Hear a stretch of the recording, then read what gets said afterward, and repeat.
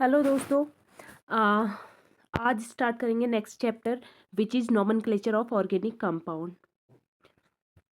Nomenclature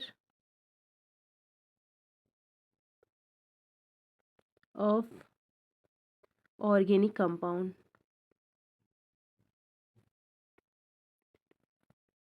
organic compound का nomenclature इसमें हम डिस्कस करेंगे, जिसमें आपको आपके जो सिलेबस है उसमें एलिफेटिक, एरोमेटिक और बाईसाइक्लो एंड स्पाइरोस्पाइरेंस कंपाउंड के नॉमेनक्लेचर आपको देखने हैं। ठीक है, तो सबसे पहले हमें नॉमेनक्लेचर के लिए क्या पता होना चाहिए, तो हमें इसमें देखना पड़ता है कुछ जो फंक्शनल ग्रुप होते हैं उनके बारे में हम पढ़ेंगे। अगर वो फंक्शनल ग्रुप हमारे ब्रांच में लगेंगे तो तब हमने उनके नाम क्या लिखने हैं वो देखेंगे। अगर वो हमारे बेसिक ग्रुप होंगे यानी कि हमारी चेन में काउंट होंगे तब हम देखेंगे कि उनके नाम हमने क्या लिखने हैं। तो ये हमारा चार्ट है जिसमें आपको सारे लगभग जितने भी मेन फंक्शनल ग्रुप है वो देखने को मिल जाएंगे। और यहाँ से हम देख लेंगे कि अगर इनको एज ए प्रीफिक्स यूज़ करना है यानी कि अगर ये ब्रांच में है तो तब आप इनका नाम क्या लिखेंगे, और आपको एज ए सफिक्स यूज़ करना है यानी कि आपकी चेन में अगर ये काउंट हो रहे हैं, यानी कि ये अगर मेन ग्रुप हैं, मेन फंक्शनल ग्रुप हैं, तो आप उनको क्या लिखेंगे। ठीक है, और यहाँ से आपको प्रायोरिटी भी पता चल जाएगी। प्रायोरिटी मेन टू से कि अगर कार्बोक्सिलिक ग्रुप, अगर यहाँ पे देख सकते हैं आप फर्स्ट प्रायोरिटी कार्बोक्सिलिक ग्रुप को दे रखी है, और अगर कार्बोक्सिलिक ग्रुप आपके जो भी आपका कंपाउंड दिया है उसमें कार्बोक्सिलिक ग्रुप प्रेजेंट है तो वो मेन ग्रुप माना जाएगा। अगर कार्बोक्सिलिक ग्रुप के साथ सल्फोनिक ग्रुप भी प्रेजेंट है देन आप कार्बोक्सिलिक ग्रुप को प्रायोरिटी देंगे और उसको एज ए बेस, मतलब बेसिक जो हमारा नॉमेनक्लेचर है उसमें काउंट करेंगे, और मेन फंक्शनल ग्रुप लेंगे, और जो सल्फोनिक ग्रुप है सल्फोनिक ग्रुप को आप एज ए ब्रांच लेंगे। ठीक है, मतलब इसका जो ब्रांच वाला नेम है वो आपने यूज़ करना है, जो कि यहाँ पे क्या लिखा है, सल्फो लिखा है। ठीक है, तो यहाँ पे ऊपर की तरफ प्रायोरिटी डिसाइड हो रही है जो कि बताएगी कि आपका मेन फंक्शनल ग्रुप कौन रहेगा। अगर सल्फोनिक एसिड और एसिड एनहाइड्राइड है या नीचे की कोई भी ग्रुप है तो इस केस में आप जो सल्फोनिक एसिड है उसको मेन ग्रुप मानेंगे और उसी के अकॉर्डिंग क्लेचर करेंगे किसी भी कंपाउंड का। ठीक है, तो यहाँ पे देख लेते हैं जो भी फंक्शनल ग्रुप है उनके प्रीफिक्स और सफिक्स क्या यूज़ होते हैं और क्या इनका फॉर्मूला रहता है यानी कि स्ट्रक्चर रहता है। तो बात कर लेते हैं, सबसे जो पहली रो है उसमें आपने देखना है नेम ऑफ फंक्शनल ग्रुप। जो भी फंक्शनल ग्रुप है उनके नाम क्या है, आगे है सिंबल, किस सिंबल से उनको रिप्रेजेंट किया जाता है, देन है सेकेंडरी सफिक्स यानी कि अगर वो एज ए सफिक्स यूज हो रहे हैं तो आप उनके नाम क्या लिखेंगे, देन है प्रीफिक्स यानी कि ब्रांच में अगर काउंट होंगे देन आप उसके नाम क्या लिखेंगे, एट लास्ट में है स्ट्रक्चर। स्ट्रक्चर जहाँ पे दिखा रहा है कि आप कैसे पता करेंगे कि कोई भी मतलब कौन सा फंक्शनल ग्रुप है। ठीक है, तो सबसे पहले कार्बोक्सिलिक एसिड। कार्बोक्सिलिक एसिड का अगर सिंबल की बात करें तो वहाँ पर आपको COOH एक बॉन्ड के साथ देखने को मिलेगा, ये इसका सिंबल रहता है। और अगर ये आपके मेन ग्रुप में, मेन चेन में है, तो ये अगर ये मेन फंक्शनल ग्रुप है देन आपने ओइक एसिड लिखना है। जो भी आप नॉमेनक्लेचर करेंगे, जो भी आप नेम लिखेंगे कंपाउंड के, उसके एंड में, एंड सफिक्स मीन्स लास्ट में, तो उसके एंड पे आपने क्या कर देना है, ओइक एसिड लिख देना है। और यहाँ पे पता कैसे चलेगा, COOH ग्रुप वहाँ पे प्रेजेंट होगा। अगर आपके कंपाउंड में COOH ग्रुप प्रेजेंट होता है देन वो क्या होगा, ओइक एसिड आप उसको लिखेंगे। और अगर क्या रहता है, अगर वो ब्रांच में रहता है तो आप उसको कार्बोक्सी कहेंगे। ठीक है, उसके बाद है सल्फोनिक एसिड, इसका सिंबल है COO C O3H। ठीक है, और ये सल्फोनिक एसिड रहता है जब सफिक्स यूज होगा यानी कि आपका मेन फंक्शनल ग्रुप होगा, एंड अगर ये ब्रांच में प्रेजेंट होगा तो आप इसको सल्फो लिखेंगे। और अगर आप इसके, हाँ आई थिंक COOH था, यस COOH है, CO2H। उसके बाद यहाँ पे अगर इसके स्ट्रक्चर की बात करेंगे तो आपको जहाँ पे SOOH देखने को मिलेगा वो हमारा सल्फोनिक एसिड होगा। उसके बाद देखेंगे एसिड एनहाइड्राइड। एसिड एनहाइड्राइड की बात करें तो COO इस तरीके से इसका सिंबल रहता है, ओइक एनहाइड्राइड कहेंगे अगर आपका मेन फंक्शनल ग्रुप यही रहता है, और ये प्रीफिक्स में ज़्यादातर रहेगा नहीं। ठीक है, और इसके स्ट्रक्चर की बात करेंगे तो इस तरीके का आपका स्ट्रक्चर देखने को मिलेगा, इसका प्रीफिक्स कुछ नहीं रहता है। सफिक्स ही यहाँ पे यूज़ होगा। उसके बाद एस्टर है, एस्टर के सिंबल की बात करोगे तो COOR रहेगा। और इसमें जो सफिक्स है, सफिक्स OH रहता है। और अगर प्रीफिक्स की बात करें तो प्रीफिक्स एल्कोक्सी कार्बोनिल रहेंगे। और ये हमारा इसका स्ट्रक्चर रहेगा, जो कि C++OOR के फॉर्म में रहता है। उसके बाद एसिड हैलाइड, एसिड हैलाइड की बात करोगे तो ये जो इसका सिंबल है COX रहेगा। ऑयल हैलाइड इसका सफिक्स होगा। Hello family, sorry sorry hello formyl इसका प्रीफिक्स रहेगा। और C++OX इसका स्ट्रक्चर रहेगा। उसके बाद एमाइड है, एमाइड CONH2 इसका सिंबल है। एमाइड आप इसके एंड पे लिखेंगे अगर एज ए सफिक्स यूज़ करना है। अगर आपको एज ए प्रीफिक्स यूज़ करना है तो कार्बोनिल लिखेंगे। उसके बाद कार्बेनोनिल लिखेंगे। उसके बाद अगर इसका स्ट्रक्चर देखना है तो स्ट्रक्चर इज एज C++ONH2। उसके बाद है साइनाइड, साइनाइड का सिंबल की बात करेंगे तो C++N रहता है। और इसके अगर सफिक्स की बात करेंगे तो नाइट्राइल कार्बिल एमाइड रहेगा। और अगर प्रीफिक्स की बात करेंगे तो आइसोसाइनो रहेगा। एंड इसके जो सिंबल की सॉरी स्ट्रक्चर की बात करेंगे तो वो रहेगा N++C, सॉरी ऊपर वाला है C++N। उसके बाद है आइसोसाइनाइड, आइसोसाइनाइड का NC रहेगा। देखो साइनाइड CN होता है, आइसोसाइनाइड NC होता है। यहाँ पर N++C रहता है। और इसका जो सफिक्स होगा वो होगा कार्बिल अमाइड। एंड आइसोसाइनो इसका प्रीफिक्स रहेगा। N++C इसका स्ट्रक्चर रहेगा। एल्डिहाइड की बात करेंगे तो एल्डिहाइड CHO रहेगा। एल इसका सफिक्स रहेगा। फॉर्मिल या एल्डो इसके प्रीफिक्स रहेंगे। C++OH के फॉर्म में ये आपको देखने को मिलेगा।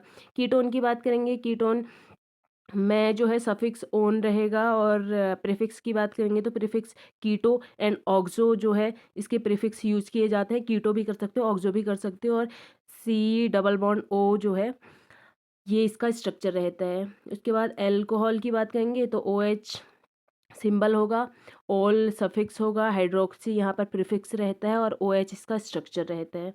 उसके बाद है थायो अल्कोहल, थायो अल्कोहल का SH सिंबल होगा। थायोल यहाँ पे सफिक्स रहता है। मरकेप्टो इसका प्रीफिक्स रहता है। और SH इसका स्ट्रक्चर में इसका SH इंक्लूड होगा। उसके बाद एमाइन की बात करें तो NH2 इसका सिंबल रहेगा। एमाइन इसका सफिक्स रहेगा।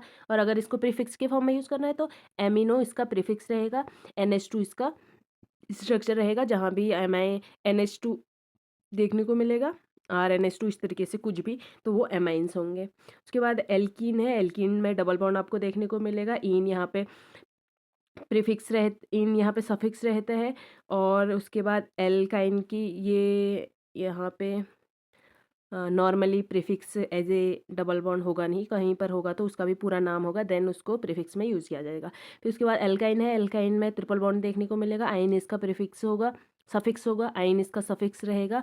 और स्ट्रक्चर की बात करेंगे तो C++C यहाँ पर देखने को मिलेगा। ये रहे फंक्शनल ग्रुप। और उनको अगर एज ए सफिक्स और प्रीफिक्स लिखना है तो क्या हम उनके नाम लिखेंगे, जो कि मेन थिंग है of IUPAC nomenclature of organic compounds. और यहाँ से हमें ये भी पता चलता है कि हमने मेन ग्रुप किसको लेना है, मेन फंक्शनल ग्रुप किसको लेना है। प्रायोरिटी ऑर्डर ये आपको देखने को मिल रहा है, ऊपर नीचे से ऊपर की तरफ प्रायोरिटी डिसाइड होगी, ठीक है। यहाँ पर आप देख सकते हैं, अगर मैं बात करूँ डबल बॉन्ड और ट्रिपल बॉन्ड की, तो डबल बॉन्ड को प्रायोरिटी मिलेगी ट्रिपल बॉन्ड के कंपैरिजन में, ठीक है। तो इन चीज़ों का आप ध्यान रखेंगे। बहुत ही बेसिक चीज़ें हैं, बहुत पहले हम इन चीज़ों को पढ़ चुके होते हैं। ओके, तो अब बात करते हैं IUPAC नॉमेनक्लेचर में सीक्वेंस की, ठीक है। बहुत बेसिक सी चीज़ें हैं बस, क्योंकि हमारे सिलेबस में है तो एक बारी डिस्कस करते हुए सब कुछ चलेंगे, ठीक है। कुछ भी छोड़ के नहीं चलेंगे। तो यहाँ पे आगे देख लेते हैं, IUPAC नॉमेनक्लेचर के सीक्वेंस की बात करेंगे।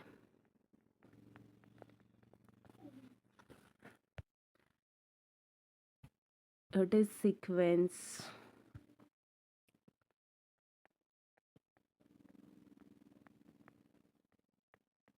ठीक है। तो ये हमारा सीक्वेंस है। सीक्वेंस किस तरीके से रहेगा, सीक्वेंस की अगर मैं बात करूँ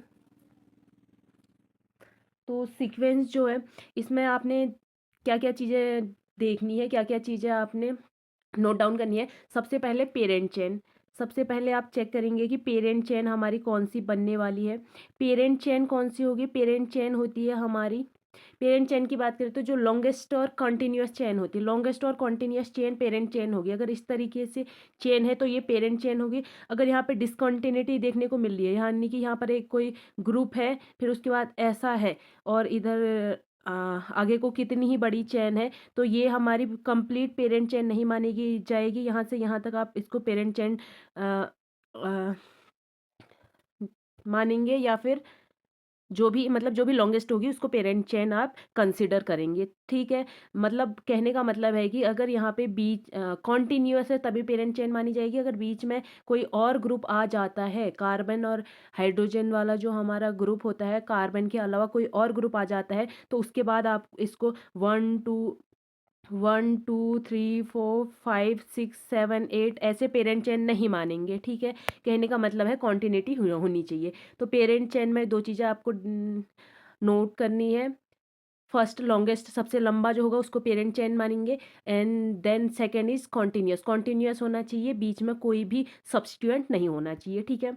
देन उसके बाद आपने नोट डाउन करना है, second thing is locant. Locant means है, लोकेंट मीन्स आपने देखनी है लोकेशन ऑफ सब्स्टिट्यूएंट। लोकेंट में आपने चेक करना है लोकेशन ऑफ सब्स्टिट्यूएंट। सब्स्टिट्यूएंट यहाँ पे होते हैं जो हमारी पेरेंट चेन है, पेरेंट चेन के अलावा जो भी ग्रुप्स होते हैं उनको सब्स्टिट्यूएंट माना जाता है, ठीक है। पेरेंट चेन मतलब कार्बन, कार्बन वाले ग्रुप के अलावा जो भी ग्रुप होंगे हम उनको सब्स्टिट्यूएंट मानेंगे। तो यहाँ पे क्या देखने है हमने, लोकेशन, लोकेंट में लोकेशन देखनी है सब्स्टिट्यूएंट की। और सब्स्टिट्यूएंट की बात करें तो जो भी पेरेंट चेन होती है, पेरेंट चेन के अलावा जो भी ग्रुप होते हैं वो सब्स्टिट्यूएंट माने जाते हैं, ठीक है। अब हम देखेंगे स्टेप जो कि मेन थिंग होती है आईयूपीएसी नोमेनक्लेचर की। यहाँ पर आप अगर गलती कर जाते हैं तो आप एग्ज़ाम में गलत करके आएंगे, ठीक है। तो अगर एग्ज़ाम में आपको मिस्टेक्स को मिनिमाइज करना है तो ये जो स्टेप्स हैं इनको आप करेक्टली देख के जाएंगे। तो स्टेप की बात करें तो फर्स्ट स्टेप इज़, सबसे पहले आपको चेक करना है जो लॉन्गेस्ट और मतलब आपने पेरेंट चेन डिसाइड करनी है। तो आपने क्या सिलेक्ट करनी है, सिलेक्ट करनी है आपने पेरेंट चेन। पेरेंट चेन जिसका सिलेक्ट करनी है, इसका मतलब कौन सी चेन सिलेक्ट करनी है, लॉन्गेस्ट एंड कॉन्टिन्यूअस चेन, ठीक है। तो सबसे पहले आप जो भी पेरेंट चेन है यानी कि लॉन्गेस्ट चेन है उसको सिलेक्ट कर लेंगे। देन उसमें आपने नंबरिंग करनी है। उसके बाद क्या करनी है, number the chain by giving lowest. यहाँ पे सबसे पहले यहाँ पे नंबरिंग करनी है। और नंबरिंग में आपने एक चीज़ ध्यान देना है कि जो सब्स्टिट्यूएंट लगे होंगे, सब्स्टिट्यूएंट लगे होंगे तो जिस साइड से सब्स्टिट्यूएंट नज़दीक लगे होंगे आप नंबरिंग वहाँ से स्टार्ट करेंगे। फॉर एग्जांपल हम देख लेते हैं, जैसे इस तरीके से एक ग्रुप है, यहाँ पर एक कोई सीएल लग गया है, तो मैं मेरे पास दो पॉसिबिलिटीज़ है। मैं एक तो नंबरिंग यहाँ से स्टार्ट कर दूँ 1 2 3 4 5 एक्स्ट्रा, और फिर आगे मेरे पास दूसरी पॉसिबिलिटी है कि मैं नंबरिंग यहाँ से स्टार्ट करूँ 1 2 3 4, आगे जो भी है बढ़ता ही जाएगा, ठीक है। तो यहाँ पे ये जो पॉसिबिलिटी है इसको यहाँ पर सॉल्व करने के लिए कि कौन सी पॉसिबिलिटी बननी चाहिए, तो उसके लिए रहता है कि जो सब्स्टिट्यूएंट है उस जहाँ से सब्स्टिट्यूएंट नज़दीक होगा नंबरिंग वहाँ से स्टार्ट होगी। इसका मतलब सीएल यहाँ पे क्या है, सब्स्टिट्यूएंट है, इसका मतलब यहाँ जो नंबरिंग स्टार्ट होगी इस साइड से स्टार्ट होने वाली है, ठीक है। तो सेकंड थिंग हमने क्या याद करनी है, सेकंड थिंग हमने याद करनी है कि जो हमारी नंबरिंग होगी वो सब्स्टिट्यूएंट की साइड से काउंट होगी। देन थर्ड इज, थर्ड में हमने आईयूपीएसी नेम लिखना है। आईयूपीएसी नेम में हमने क्या करना है, जो सब्स्टिट्यूएंट पेरेंट मतलब सबसे पहले आईयूपीएसी की अगर मैं बात करूं तो आईयूपीएसी में हमने क्या करना है, सब्स्टिट्यूएंट के ना जो सब्स्टिट्यूएंट है उसकी लोकेशन लिखनी है, फिर सब्स्टिट्यूएंट के नाम लिखने हैं, देन पेरेंट चेन के नाम लिखने हैं। तो इस तरीके से हमारे आईयूपीएसी नोमेनक्लेचर किसी भी कंपाउंड का होगा, ठीक है। तो क्या करना है उसमें, हमने सबसे पहले तो सब्स्टिट्यूएंट की लोकेशन लिखनी है कि किस जगह पर वो प्रेजेंट है। देन आफ्टर दैट हमने उसका नाम लिखना है, कौन सा सब्स्टिट्यूएंट लगा हुआ है। देन हम लास्ट में लिखेंगे जो भी हमारी पेरेंट चेन होगी वो, ठीक है। तो अब यहाँ पे कुछ चीज़ें नोट डाउन करने वाली भी हैं। तो नोट डाउन करने वाली जो चीज़ें हैं वो मैं आपको बता देती हूँ। आपको यहाँ पे क्या देखना पड़ेगा, इनको नोट कर लेना, बेसिक सी चीज़ें हैं। अगर हमारा 2 नंबर है, 2 नंबर है, तो वहाँ पे आप कॉमा यूज़ करेंगे। कॉमा कब यूज़ होगा, between two numbers. Between two numbers कहने का मतलब है अगर 2 और 2 है तो यहाँ पे आप कॉमा यूज़ करेंगे 2 और 2 के बीच में, ठीक है। देन उसके बाद है डैश, आपको यूज़ करना है बिटवीन नंबर एंड वर्ड। अगर आपके पास वर्ड है एक, एक आपके पास नंबर है, तो नंबर और वर्ड्स के बीच में आपने डैश यूज़ करना है। डैश यूज़ करना है बिटवीन नंबर एंड वर्ड। जो वर्ड्स हैं और जो नंबर्स हैं उनके बीच आप डैश यूज़ करेंगे, ठीक है। तो यहाँ पे एक एग्जांपल लेके देख लेते हैं, सारी भी जो चीज़ें अभी तक हमने सीखी हैं उन सबको इसमें अप्लाई करते हुए चलेंगे।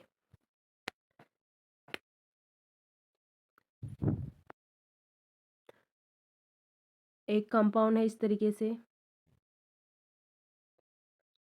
तो सबसे पहले अगर मैं इस कंपाउंड का नाम लिखूँ तो ये बहुत बेसिक है, इसको रहने दे दे, थोड़ा सा इसको कॉम्प्लिकेट करते हैं। इस तरीके से है, अगला इस तरीके से रहेगा, फिर ये है हमारा दिस वन, ठीक है। तो इसमें अगर मैं काउंटिंग स्टार्ट करूँ तो कहाँ से स्टार्ट करूँगी, यहाँ पर एक सब्स्टिट्यूएंट है, यहाँ पे 2 सब्स्टिट्यूएंट है, इसका मतलब हमारा जो पॉसिबिलिटी है वो आगे से रहेगी। तो मैं नंबरिंग यहाँ से स्टार्ट करूँगी और नंबरिंग मेरी इस तरीके से रहेगी 1 2 3 4 एंड 5, 4 एंड 5 6 एंड 7, ठीक है। क्योंकि ये कॉन्टिन्यूस चेन है, आप इस 6 के बदले यहाँ भी 7 कर सकते हैं, सेम ही जा रहा है, ठीक है। देन आगे क्या करेंगे, देखो मैं ये 5 के बाद इधर को 6, इसको 6, इसको 7 भी 7 भी मान सकती थी, लेकिन मैंने इसी साइड को क्यों माना, क्योंकि यहाँ पे हमारा और सब्स्टिट्यूएंट लगे हुए हैं। तो जो नंबरिंग होती है वो किस तरफ को जाती है, जहाँ पे सब्स्टिट्यूएंट प्रेजेंट रहेंगे, ठीक है, जहाँ से स्टार्ट होते हैं और जहाँ की तरफ सब्स्टिट्यूएंट जाता रहेंगे। तो मैं 6 और 7 इनको नहीं दूंगी। देन अब इसका नेम लिखेंगे। नेमिंग में मैंने क्या कहा, सबसे पहले हमने क्या देखना है, नेमिंग के लिए हमने क्या देखा था, सबसे पहले location of substituent, then name of substituent, and at last जो हमारी पेरेंट चेन होगी, ठीक है। तो सबसे पहले सब्स्टिट्यूएंट, सब्स्टिट्यूएंट जो मैंने काउंट कर रखे हैं वो उन कार्बन्स को छोड़ के जितने भी ऊपर नीचे कार्बन लगे हुए हैं वो सारे हमारे किस में आएंगे, वो सब हमारे आएंगे सब्स्टिट्यूएंट में, ठीक है।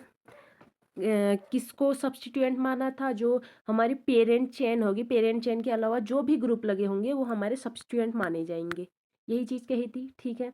तो यहाँ पर अगर मैं बात करूँ तो सबसे पहले हमारी पोजीशन लिखनी है, मैंने कहा सबसे पहले हम पोजीशन लिखेंगे। अब यहाँ पे एक और चीज़ आती है कि कौन सा सब्स्टिट्यूएंट पहले लिखा जाएगा। सब्स्टिट्यूएंट की बात की जाए तो एक तो सब्स्टिट्यूएंट हमें क्या देखने को मिल रहा है, डाई एथिल, डाई इथाइल भी आप इसको कह सकते हैं। डाई इथाइल एक आपको सब्स्टिट्यूएंट देखने को मिल रहा है। दूसरा आपको देखने को मिल रहा है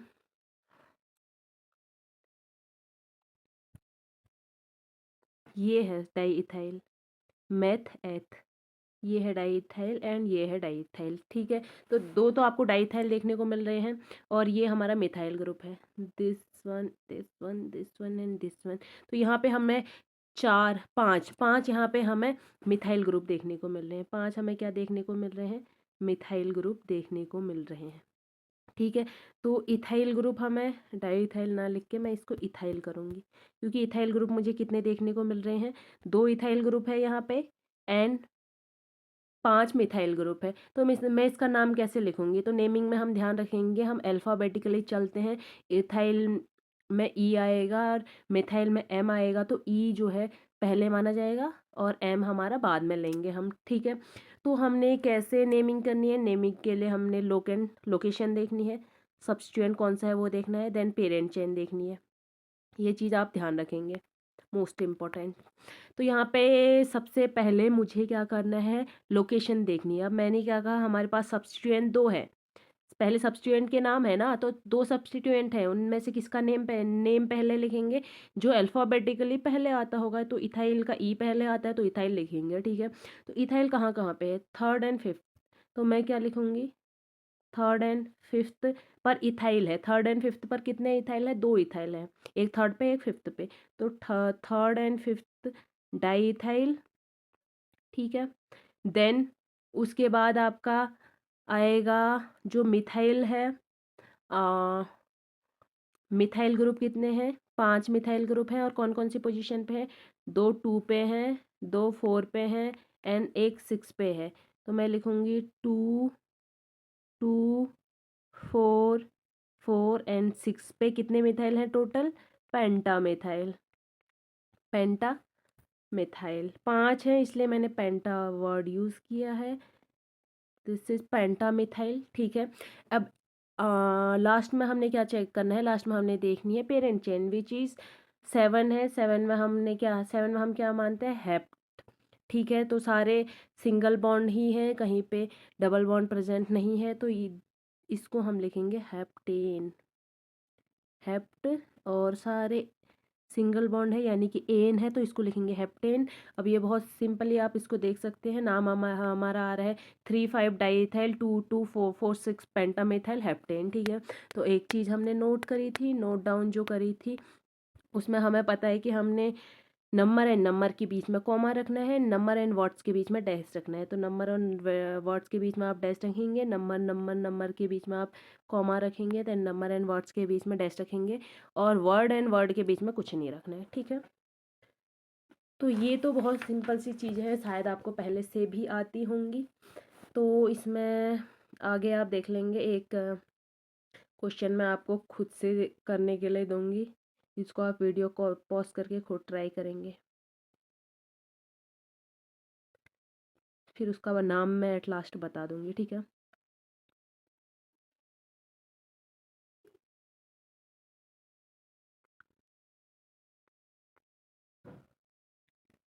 बहुत कॉम्प्लिकेटेड होते हैं, लेकिन अगर हमें इसका फॉर्मूला पता है, हमें ये पता है कि हमने किस तरीके से करना है, तो ये हम बहुत सिंपली इसको सॉल्व कर सकते हैं। देखने के ही कॉम्प्लिकेटेड होते हैं ये, बस इनको आप सिंपली सॉल्व कर सकते हैं अगर आपको सारे रूल एंड रेगुलेशन पता है, ठीक है। तो इसको आप सॉल्व करेंगे, मैं इसका एक बार आप वीडियो पॉज करके सॉल्व कीजिए, देन आप इसका नाम देखेंगे, ठीक है। तो इसका नाम जो होगा, इसका नाम आएगा, मैं ऐसे ही बता देती हूँ, बाकी चीज़ें आपको पता है। ये जो लॉन्गेस्ट चेन है, इसको आप पेरेंट चेन मान लेंगे। ये जो साइड है, साइड में जो भी ग्रुप लगे हैं ये सब्स्टिट्यूएंट होंगे, ठीक है। और इनकी जो पोजीशन है वो आप देख लेंगे। तो इसका जो नेम आ रहा है, सबसे पहले 7, ठीक है। 7 1 7 के बाद ब्रैकेट में आएगा 1 1, 7 पे क्या है हमारा? ये होगा, ये 7th ग्रुप है। 7th पे हमारा क्या है? तो 7th पे हमारा जो होगा उसको आप ब्रैकेट के अंदर लिखेंगे, ठीक है। तो 7th पे आपका है 1 1 2 2 3 3 hexamethyl, then butyl dash 9 tertiary. 1 1 कैसे लिखा है? ये सिंपल है, यहाँ पे आपको ज़्यादा कुछ नहीं देखने को मिलेगा। ये 1 है, ये 1 है, ये 2 है, ये 3 है। तो 1 पे 2 है, 2 पे 2 है, 3 पे 2 है, इस तरीके से लिखे हैं, ठीक है। देन ब्यूटाइल 4 इथाइल 2 2 10 ट्राईमिथाइल 2 2 दो, यहाँ पे 2 हैं, ठीक है। 2 2 और 10 पे यहाँ पे आपको दिखेंगे 2 2 एंड 10 पे ट्राईमिथाइल 3 8 डाई आइसोप्रोपाइल 3 और 8 पे 3, और कहाँ बोला था? 8 पे 3 और 8 पे, मैंने 3 पे आइसोप्रोपाइल नहीं बनाया, इसको इस तरीके से बना लेना, ठीक है। तो 3 और 8 पे डाई आइसोप्रोपाइल, देन 5 एंड 6 पर डाई, 5 एंड 6 पर डाई, इन दोनों के नाम सेम है, जो भी आएंगे आप इनको 1 1 पहले को 1 1 1 माना था तो 1 डैश 1 डैश 2 डैश 2 डैश लिख लेंगे। यहाँ पे मिथाइल इतने प्रेजेंट होंगे, और लास्ट में जो हमारी आएगा, ये जो है ये प्रोपाइल आएगा 1 2 3, हाँ प्रोपाइल आएगा, ठीक है। तो यहाँ पे आएगा 5 6 di 1 dash 1 dash 2 dash 2 dash methyl, फिर उसको आप ब्रैकेट ऑफ करेंगे एंड प्रोपाइल डो डोकेन, ठीक है। डो डोकेन कहाँ से आएगा? डो डोकेन यहाँ से आएगा कि जो ये हमारा चेन है, ये इसमें 12 कार्बन प्रेजेंट है, 12 कार्बन के लिए हम लिखते हैं डो डोकेन, ठीक है। तो ये तो हमारा सिंपल जो एलिफेटिक्स होते हैं, उनके नोमेनक्लेचर कैसे होते हैं, ये चीज़ें हमने यहाँ पे पढ़ी। इसमें एलिफैटिक्स में और क्या क्या आ सकते हैं, एल्कीन और एल्काइन के आ सकते हैं, ठीक है। तो एल्कीन और एल्काइन में हमने क्या देखना है, प्रायोरिटी। यहाँ पे अगर प्रायोरिटी की बात करें एल्कीन और एल्काइन में, एल्कीन और एल्काइन जब आप पढ़ेंगे, एल्कीन एंड एल्काइन, तो एल्कीन एंड एल्काइन जब आप पढ़ेंगे तो यहाँ पर जो फर्स्ट ग्रुप होता है, सॉरी, जो प्रायोरिटी है उसमें आपने फर्स्टली क्या चेक करना है, फर्स्टली आपने चेक करना है कि पाई बॉन्ड क्या है, कहाँ पे है, पाई बॉन्ड की पोजीशन आप देख लेंगे, ठीक है। फिर उसके बाद आपने सेकंड में क्या चेक करना है, क्योंकि हमारा जो पाई बॉन्ड है वो आपका जो भी मेन पेरेंट चेन होगी उसमें प्रेजेंट होगा। मेन पेरेंट चेन में अगर पाई बॉन्ड प्रेजेंट है तो उसके बाद आपने उसका LHS एंड RHS देख लेना है, क्योंकि वो कहीं ना कहीं बीच, अगर बीच में भी प्रेजेंट हो सकता है तो कहीं पर भी प्रेजेंट हो सकते हैं। तो आप उसका LHS एंड RHS देख लेंगे और ये देखेंगे कि कहाँ की तरफ लंबी चेन बन रही है, उसको आप पेरेंट इस लॉन्गेस्ट चेन नहीं देखेंगे, क्योंकि ये जो चेन है आगे और पीछे दोनों काउंट होती है। यहाँ पे जो डबल पाई बॉन्ड है वो ग्रुप चेक करने हैं आपको, पाई बॉन्ड के LHS एंड RHS में, और अल्फ़ाबेटिकली उनको नंबर देना है, ठीक है। तो देख लेते हैं एक एग्जाम्पल। ये इस तरीके से हमारा कंपाउंड है, यहाँ पे पाई बॉन्ड ले लिया मैंने, एक और पाई बॉन्ड ले लेते हैं ऐसे, ठीक है। तो ये हमारा एल्कीन का केस है। यहाँ पे मैं कुछ सब्स्टिट्यूएंट ले लेती हूँ, NO2 Cl, फिर इस तरीके से है एक, next one is that, and this one OCH3, ठीक है। तो यहाँ पे अगर आप इस कंपाउंड को देखेंगे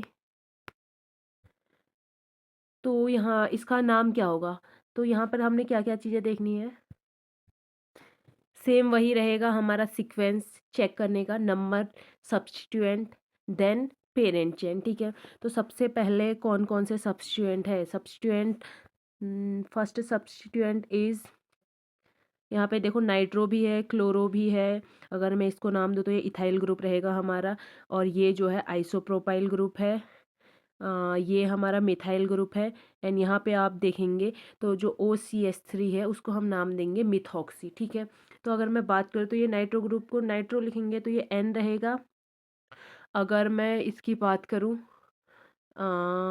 क्लोरीन की, तो मैं इसको क्लोरो लिखूंगी, तो ये C से स्टार्ट होगा, इथाइल E से स्टार्ट होगा, आइसोप्रोपाइल I से स्टार्ट होगा, और अगर बात की जाए मिथाइल ग्रुप की तो मिथाइल M से स्टार्ट होने वाला है, और मेथॉक्सी ग्रुप की बात करें तो ये M से स्टार्ट होगा, ठीक है। तो अकॉर्डिंग टू इट हम इसका नाम कहाँ, किस सब्स्टिट्यूएंट का नाम पहले लिखेंगे, तो फर्स्ट में आएगा हमारा क्लोरो, ठीक है। तो क्लोरो की पोजीशन क्या है, तो पोजीशन की अगर मैं बात करूँ तो कहाँ से नंबरिंग स्टार्ट होगी, तो नंबरिंग के लिए हमने क्या देखना है, प्रायोरिटी ग्रुप कौन सी साइड लगे हुए हैं। तो प्रायोरिटी ग्रुप की बात करेंगे तो ये ईथर ग्रुप है, ईथर की जो प्रायोरिटी होती है नाइट्रो से ज़्यादा होती है, तो इस साइड से मैं नंबरिंग स्टार्ट करूँगी, ठीक है। क्योंकि पहले, सबसे पहले हम डबल बॉन्ड चेक करते हैं, तो डबल बॉन्ड तो दोनों साइड स्टार्टिंग में ही है, तो उसके बाद हमने सब्स्टिट्यूएंट चेक करने हैं, सब्स्टिट्यूएंट में हमारा दोनों साइड सब्स्टिट्यूएंट लगे हुए हैं, ठीक है। अगर एक ही साइड लगता हो तो हम उसी साइड से नंबरिंग स्टार्ट कर लेते हैं, लेकिन दोनों साइड सब्स्टिट्यूएंट लगे होने की वजह से हमने सब्स्टिट्यूएंट की प्रायोरिटी चेक करनी है।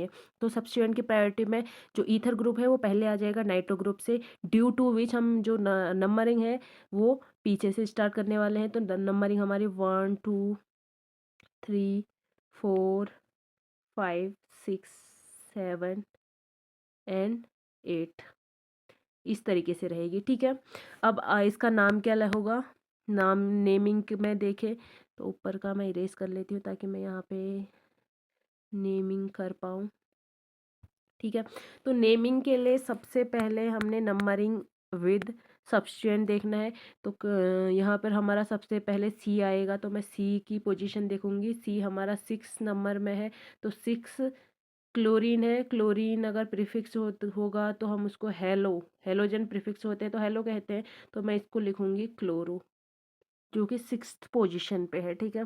तो 6 पे क्लोरो है। देन उसके बाद इथाइल आएगा, क्योंकि ई से स्टार्ट है, तो यहाँ पे हमारे इथाइल की जो पोजीशन है वो 5th पोजीशन है, तो 5th पे हमारा इथाइल आ जाएगा।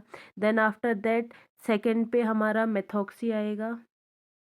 सेकंड पे क्या आएगा? मेथॉक्सी आएगा, क्योंकि मेथॉक्सी कहाँ से स्टार्ट होगा? हमारा एम से। उसके बाद हमारा आता है मिथाइल ग्रुप है थर्ड पे। थर्ड पे मिथाइल लिखूंगी मैं। देन आएगा 7th पे nitro group. Then propyl group है, जिसकी पोजीशन 4th है। 4th पे प्रोपिल ग्रुप है, जो यहाँ पे आइसोप्रोपिल के फॉर्म में है, ठीक है। किस फॉर्म में है? आइसोप्रोपिल के फॉर्म में है। और उसके बाद लास्ट में जो है हमारी पेरेंट चेन आएगी, विच इज़ ऑक्टीन है, ठीक है। लेकिन यहाँ पर 3 डबल बॉन्ड है, तो हम ऑक्ट के बाद तीनों डबल बॉन्ड की पोजीशन लिखेंगे, फिर ट्राई इन लिखेंगे। तो लास्ट में हमारा आएगा ऑक्ट 1 3 7 ट्राई इन, ठीक है। तो ऑक्ट 1 3 7 ट्राई इन, ये हमारा कंप्लीट नाम रहेगा इस कंपाउंड का। तो इस तरीके से जो भी पाई बॉन्ड वाले कंपाउंड होंगे, चाहे वो डबल बॉन्ड वाले हो या ट्रिपल बॉन्ड वाले हो, उनका नॉमेनक्लेचर आप कर सकते हैं।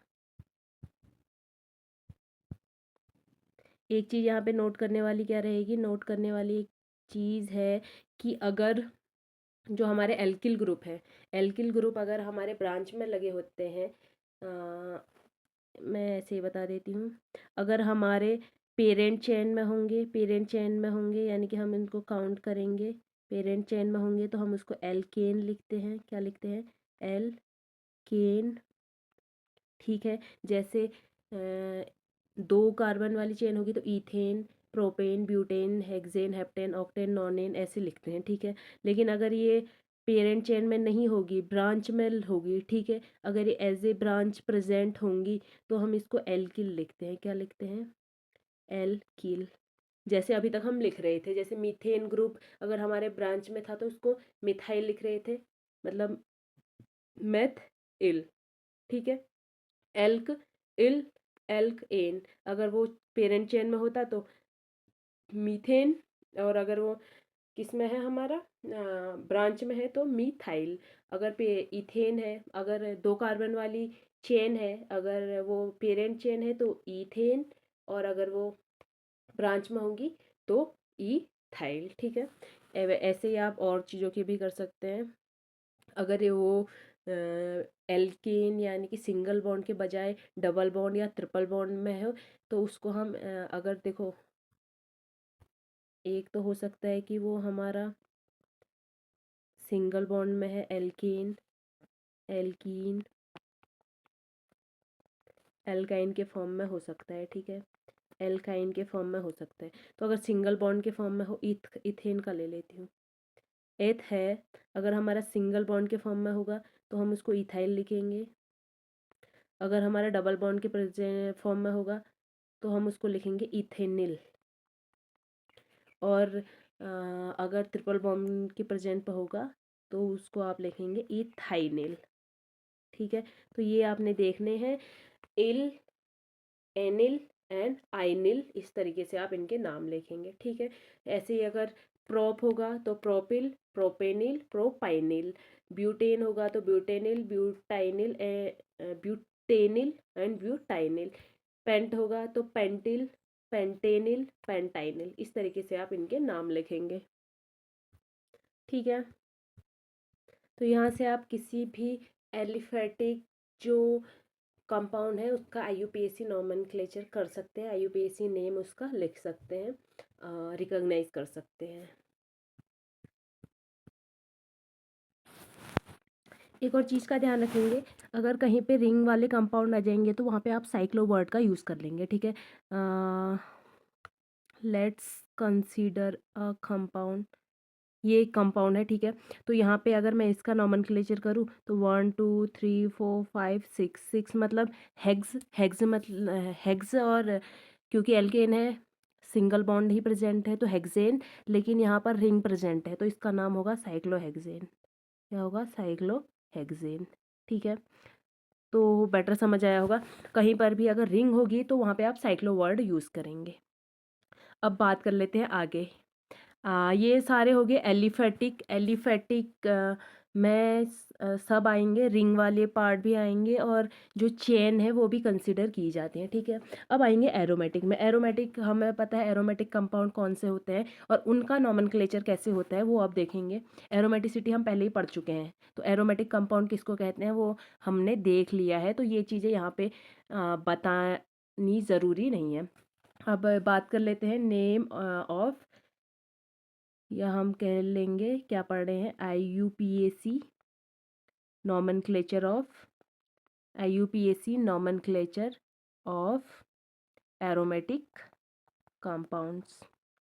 ठीक है, तो एरोमेटिक नॉर्मली तो जो जैसे हम एलिफेटिक का करते हैं वैसे भी कर सकते हैं। अगर ऊपर एक कंपाउंड है, इसको मैं बेंजीन बना दूँ तो ये क्या हो जाएगा? एरोमेटिक हो जाएगा। तो मैं इसका नाम वन, जैसे हम एल्कीन का लिखते थे उस ठीक उसी तरह इसका भी लिख सकते हैं 1,3,5 ट्राइइन या साइक्लोहेक्स ट्राइइन, इस तरीके से लिख सकते हैं। ठीक है, लेकिन यहाँ पे जो है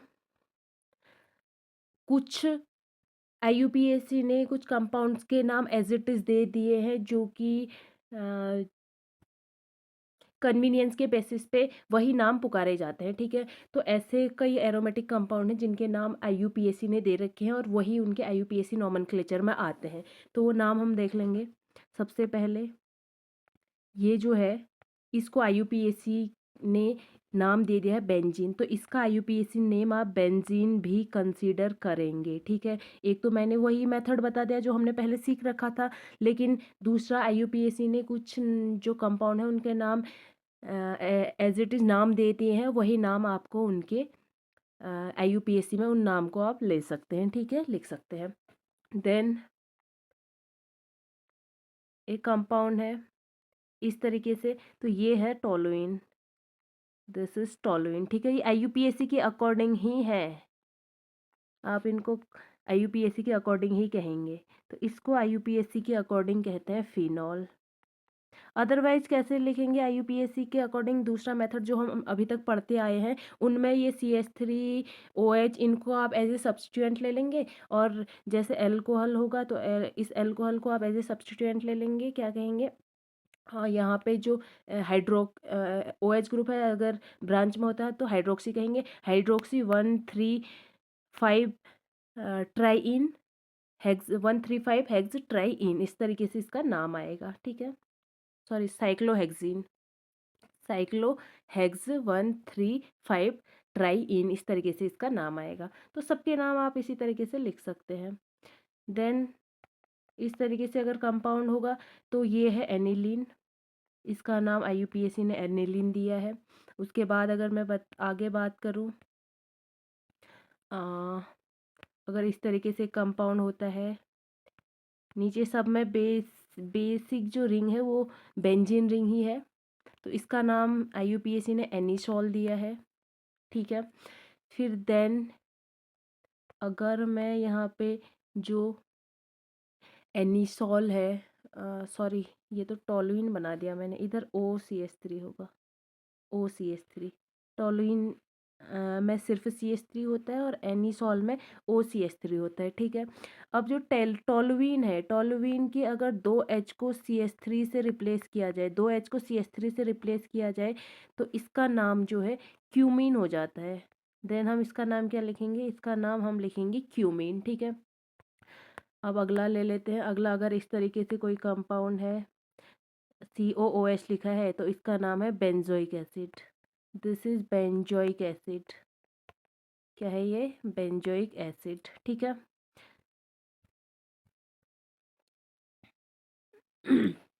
आगे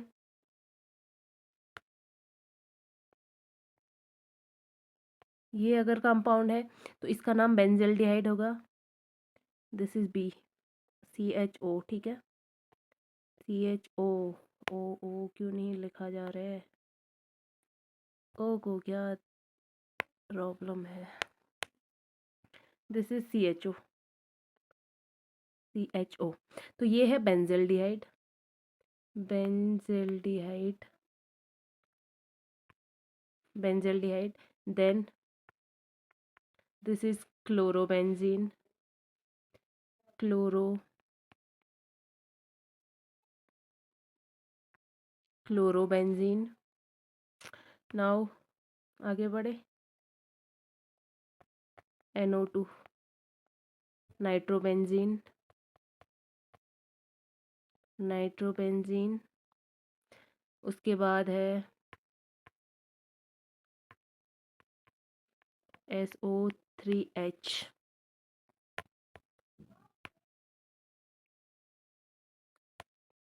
SO3H सल्फोनिक एसिड जो होता है SO3H ही होता है। SO3H, SO3H is benzene sulphonic acid. ठीक है, हमें पता है SO3H क्या होता है, सल्फोनिक एसिड होता है। तो ये होगा आपका benzene sulphonic acid. This is benzene sulphonic acid. ठीक है, उसके बाद है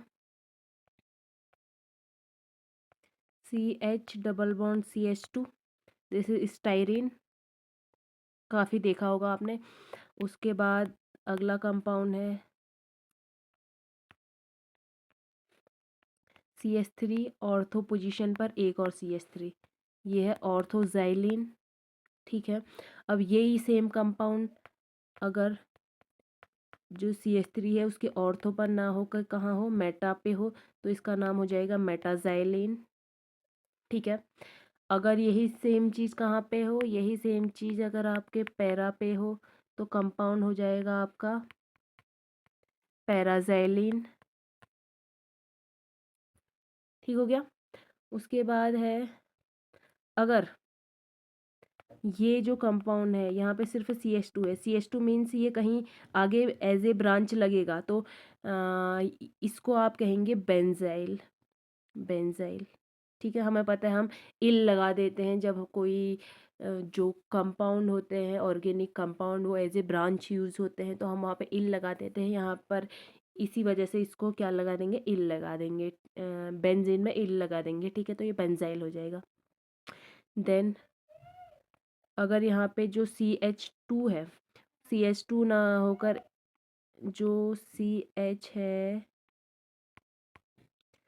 ये आगे इस तरीके से आगे और ग्रुप से अटैच है, तो ये बेंजल हो जाएगा। ये तो यहाँ पर एक ही के साथ ब्रांच में लगा है, अगर दो के साथ लगेगा तो ये हो जाएगा बेंजल।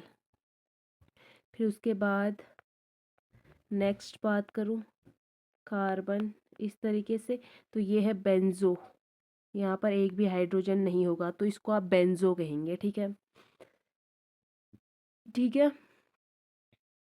अब आगे एक और कंपाउंड बच रहा है, उसको भी देख ही लेते हैं। This is CHOH। यहाँ पे जो ये जो OH है इनको कहा जाता है जेमिनल, क्योंकि सेम कंपाउंड सेम कार्बन पर प्रेजेंट है, तो यहाँ पर इनको जेमिनल कहेंगे। आप क्या कहेंगे, जेमिनल। ये जो OH ग्रुप है उनको जेमिनल कहा जाता है। ठीक है, अगर अलग अलग पे होंगे तब हम उसको विसिनल कहेंगे। ठीक है, तो ये है सारे कंपाउंड्स के नाम, एरोमेटिक कंपाउंड्स के IUPAC नाम। ठीक है, अब जो हमारा सिलेबस है उसमें हम जो IUPAC लिखना है, अगर मैं सिलेबस के अकॉर्डिंग बात करूँ तो सिलेबस के अकॉर्डिंग हमने पढ़ना था IUPAC, सिलेबस के अकॉर्डिंग IUPAC नोमेनक्लेचर पढ़ना था एलिफेटिक का। सारे रूल मैं बता चुकी हूँ, आप इजीली कोई भी आएगा तो उसको कर लेंगे अगर ये रूल आपको एज इट इज़ पता है तो। ठीक है, तो एक हमने एलिफेटिक देखना था, उसके बाद एरोमेटिक, जितने भी एरोमेटिक कंपाउंड हैं सबके नाम मैंने बता दिए हैं, आप इनको एक बार देख लेंगे। उसके बाद है एलिफेटिक, एरोमेटिक, देन बाईसाइक्लो का है, bicyclo and spiro compound. Spiro आप या स्पाइरेन जो भी कहो, स्पाइरो कंपाउंड, इनके हमें नॉमेनक्लेचर देखने थे। तो एलिफेटिक्स के लिए जो भी रूल्स यूज़ किए जाते हैं वो बता दिए हैं मैंने। एरोमेटिक के कुछ अलग से जो एरोमेटिक कंपाउंड है उनके जो नाम दिए हैं वो भी बता चुकी हूँ। अब हम बात करेंगे बाईसाइक्लिक जो कंपाउंड होते हैं उनके IUPAC नेमिंग कैसे होती है। अब हम देखेंगे IUPAC nomenclature of bicyclic compound.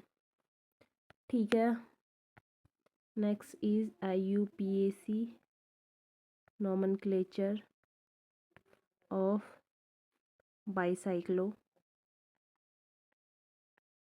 compound। ठीक है, बाईसाइक्लो कंपाउंड्स के IUPAC देखेंगे। इसमें अगर बात करें तो आपने सबसे पहले क्या चीज़ नोट करनी है, सबसे पहले नंबरिंग कहाँ से करेंगे। नंबरिंग हम ब्रीज हेड, देखो बाईसाइक्लो कंपाउंड है तो बाईसाइक्लो कंपाउंड कैसे होते हैं, जहाँ पर दो साइक्लिक कंपाउंड होंगे। जैसे एक कंपाउंड इस तरीके से मैंने ले लिया तो यहाँ पर जो नंबरिंग स्टार्ट होगी, नंबरिंग ब्रिज हेड कार्बन से स्टार्ट होगी।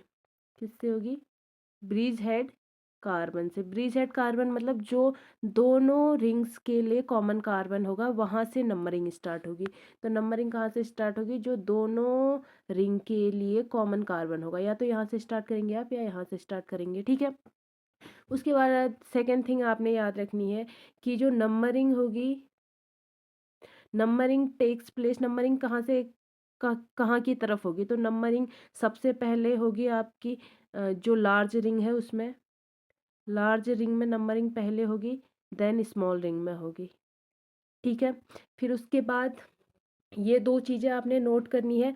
और नंबरिंग जो है वहाँ से पहले गुजरना चाहेगी जहाँ पर सब्स्टिट्यूएंट प्रेजेंट होंगे। अगर मैं यहाँ पे कुछ लगा दूँ, इस तरीके से ग्रुप लगा दूँ, तो नंबरिंग 1 2 3 ऐसे होगी। ठीक है, और मैंने 1 2 3 ये 6 मेंबर की साइड ही क्यों किया, 6 मेंबर की साइड इसलिए किया क्योंकि ये बिग रिंग है, लार्ज रिंग है, और इधर साइड जो 4 मेंबर रिंग है वो इसके कंपैरिजन में स्मॉल रिंग है। ठीक है, तो दो चीज़ें यहाँ पे हमने क्या देख ली, नंबरिंग स्टार्ट करनी है प्री सेट पोजीशन से, यानी कि जो दोनों रिंग के लिए कॉमन कार्बन होगा वहाँ से स्टार्ट करेंगे नंबरिंग। एंड जो उसके बाद आपने सीक्वेंस फॉलो करना है, उसमें आप पहले लार्ज रिंग के कार्बन कवर करेंगे, देन स्मॉल रिंग में मूव करेंगे। ठीक है, तो देख लेते हैं। उसके बाद आपने जो सीक्वेंस है वो क्या रखना है, तो सीक्वेंस आपने रखना है, सबसे पहले आप लोकेशन डालेंगे सब्स्टिट्यूएंट के, जो कि हम पहले भी करते थे। उसके बाद आपने सब्स्टिट्यूएंट का नाम लिखना है, ये भी हम पहले करते थे। ठीक है, लेकिन आपको यहाँ पर एक चीज़ ऐड करनी है, विच इज़ बाईसाइक्लो। यहाँ पर बाईसाइक्लो रिप्रेजेंट कर रहा है कि दो साइक्लिक रिंग एक साथ अटैच है। ठीक है, देन आपने यहाँ पर एक और काम करना है, विच इज़ XYZ। XYZ यहाँ पर क्या होता है, यहाँ पर दो रिंग होंगी। ठीक है, तो दो रिंग में कितने का नंबर ऑफ कार्बन है, वो एक्स और वाई होंगे। एक्स लार्जर रिंग के कार्बन होंगे और वाई स्मॉलर रिंग का कार्बन होगा। और जेड यहाँ पर होगा कि दोनों रिंग के बीच में कितने कार्बन है, बीच में मेन टू से ब्रिज हेड पोजीशन पर। ठीक है, वो आगे हम देख लेंगे तो तुम्हें ईजिली समझ आ जाएगा। देन आफ्टर दैट यहाँ पर हमने पेरेंट्स, जो हमारी पेरेंट रिंग होगी या पेरेंट जो भी नेम आएगा वो लिखना है। ठीक है, तो ये सीक्वेंस फॉलो करेंगे, ये आपको याद होना चाहिए। तो कुछ कंपाउंड्स ले लेते हैं उन जहाँ से हमें इजीली समझ आ जाएगा। तो फर्स्ट कंपाउंड मैं यही ले लेती हूँ, मैंने इस तरीके से कंपाउंड लिख लिया। ठीक है, तो यहाँ पे नंबरिंग कैसे करूँगी, नंबरिंग सबसे पहले क्या देखना है हमने, bridge head position, which is, इसको मैं 1 इसलिए दे रही हूँ क्योंकि इसके बगल में सब्स्टिट्यूएंट लगा है, जबकि नीचे से अगर स्टार्ट करती तो इसके बगल में कोई भी सब्स्टिट्यूएंट नहीं है। ठीक है, देन बड़ी रिंग में मूव करेंगे, 1 2 3 4 5 6। ठीक है, फिर उसके बाद स्मॉलर रिंग में मूव करेंगे, 7 8, यहाँ भी कोई सब्स्टिट्यूएंट ऐड कर लेते हैं। फिर उसके बाद नेमिंग कर लेते हैं। ठीक है, तो नाम इसका क्या होगा, सबसे पहले मिथाइल और इथाइल ग्रुप लगे हुए हैं तो इथाइल ग्रुप का नाम पहले ऐड करेंगे। तो इथाइल की पोजीशन क्या है, 2। लोकेंट लिख लिया, पोजीशन लिख ली। फिर उसके बाद सब्स्टिट्यूएंट क्या है, इथाइल, 2 पे क्या है, इथाइल है। देन मिथाइल की पोजीशन लिखेंगे, मिथाइल कहाँ पे है, मिथाइल आपका 2 पे है, 7 पे है और 8 पे है। तो मैं लिखूंगी 2 7 एंड 8 पर है आपके ट्राई 278 ट्राई मिथाइल। कितने मिथाइल ग्रुप है? 3, इसलिए मैंने ट्राई मिथाइल लिख लिया। देन मैंने क्या कहा? Locant substituent. लोकेंट सब्स्टिट्यूएंट हो गए। अब यहाँ पर हम वर्ड यूज करेंगे बाईसाइक्लो। क्या लिखूंगी मैं यहाँ पे? बाईसाइक्लो। बाईसाइक्लो के बाद आपने एक काम करना है, ब्रैकेट के अंदर एक्स वाई जेड लिखने हैं। तो ब्रैकेट के अंदर एक्स क्या कहा? जो आपकी लार्जर रिंग है उसके नंबर ऑफ कार्बन, तो लार्जर रिंग ये है हमारे। इसमें नंबर ऑफ कार्बन की मैं अगर बात करूँगी तो आप जो ब्रीज हेड के कार्बन है उनको काउंट नहीं करेंगे, ठीक है। तो उसके अलावा 1 2 3 4, तो कितना होगा? 4। दूसरे में है 2, ठीक है। और फिर तीसरा जो है, जो जेड है, जेड आपने ब्रिज हेड मतलब ब्रिज में, ब्रिज के अंदर कितने कार्बन है, यहाँ पर ब्रिज ये है, इसके अंदर कोई भी कार्बन नहीं है तो उसका नंबर मैं 0 लिखूंगी, ठीक है। देन ये तो आ गया हमारा 420। और लास्ट में हमने पेरेंट चेन लिखनी है क्योंकि 8 है, तो यहाँ पर आएगा ऑक्टेन। क्या चीज़ आएगी? ऑक्टेन। तो बहुत ही सिंपल है, बस इन चीज़ों का ध्यान रखना। वहाँ पर हम एल एस के बाद पी लिख ले लेते थे, यहाँ पर क्योंकि बाईसाइक्लो यहाँ पर बीच में एड ऑन हो रही है तो बाईसाइक्लो आप लिखेंगे और एक्स वाई जेड लिखेंगे, ठीक है। यहाँ पर एक्स वाई जेड याद रखना। इन्हीं चीज़ों में जो एग्जामिनर है वो ऑप्शन यहीं पे चेंज करता है, इतने ऊपर की सारी चीज़ें सेम रखेगा और इधर चेंज कर देगा, और इधर आपको एग्जैक्ट पता नहीं होगा तो वहाँ पे गलती के चांसेस रहते हैं। ओके, तो आपने ये चीज़ का बिल्कुल ध्यान रखना है।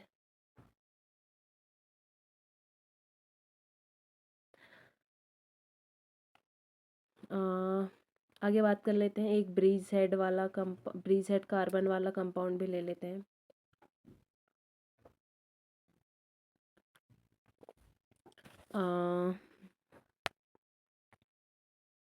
इस तरीके से मैं एक कंपाउंड लूँगी, तो इसके यहाँ पे एक दो इस तरीके से मैंने ब्रिज के अंदर कार्बन बना लिए हैं। ये मेरा बाईसाइक्लो कंपाउंड कैसे पहचाने हैं? क्योंकि यहाँ पर 2 रिंग प्रेजेंट होनी चाहिए। यहाँ पर भी आप देख सकते हैं 2 रिंग प्रेजेंट हैं। कुछ सब्स्टिट्यूएंट ऐड ऑन कर लेते हैं विच इज़ ये, ठीक है। अब इसका नाम, नेमिंग में सबसे पहला काम है, हमने नंबरिंग करनी है। हमेशा सबसे पहले नंबरिंग कर लो, ठीक है। तो नंबरिंग कहाँ से होगी? नंबरिंग ब्रिज वाले कार्बन से होगी, ब्रिज्ड कार्बन से नंबरिंग करनी है, ये चीज़ ध्यान रखना, ठीक है। तो ऊपर एक ब्रिज्ड कार्बन है, एक नीचे कार्बन है। मैं कहाँ से करूँ? मैं ऊपर से करूँगी, बिकॉज ऊपर जो ब्रिज्ड कार्बन है उसके आसपास क्या देखने को मिल रहा है आपको? उसके आसपास है हमारे सब्स्टिट्यूएंट, ठीक है। तो सब्स्टिट्यूएंट जहाँ भी नियर में सब्स्टिट्यूएंट प्रेजेंट होंगे वहीं साइड से आपको नंबरिंग देखने को मिलेगी। तो ये हमारा 1 आएगा, इधर इस साइड मेरा 1 2 3 कार्बन है। इसको मैं एक और कार्बन बना लेती हूँ, ठीक है। यहाँ पे एक नंबर ऑफ कार्बन इंक्रीज कर लेते हैं।